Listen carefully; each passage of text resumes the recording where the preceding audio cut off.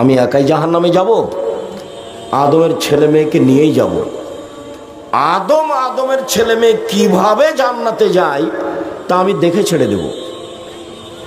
এ কথা ইবলিস বলল। তখন আল্লাহ বলছেন, শুনে রাখ ইবলিস, ইজ্জতি ওয়া জালালি ওয়া ইরতিফায়ে মাকানি, আমার সম্মানের কসম, আমার ইজ্জতের কসম, আমার মর্যাদার কসম, আদমের ছেলে মেয়ে যতবার বলবে আমার ভুল হয়েছে ততবার আমি তাকে ক্ষমা করে দেব। তবে আল্লাহ এ কথা বললেন না যে তুই পারবি না, তোকে ভুল পথে নিয়ে যেতে পারবি না, এ কথা বলেননি। বলেছেন যে আদমের সন্তান ভুল করার পরে যদি আমাকে বলে ভুল হয়েছে তাহলে আমি তাকে মাফ করে দেব।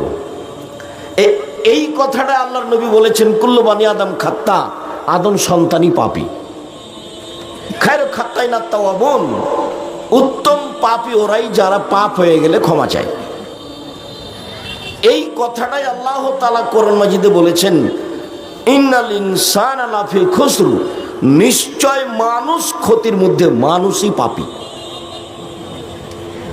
ইল্লাল্লাযীনা আমানু, তবে যারা ঈমান এনেছে, ওয়া আমালুস সালিহাত, সৎ আমল করেছে, ওয়াতাওয়াসাউ বিল হাক্কি, হকের দাওয়াত দিয়েছে, ওয়াতাওয়াসাউ বিস সবর, ধৈর্যের দাওয়াত দিয়েছে, ধৈর্যের, এরা ভালো।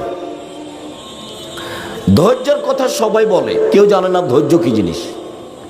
সময় আসলে তা গালি দেওয়ার ক্ষমতা দেখার দেখি নেই, গালি দেয়।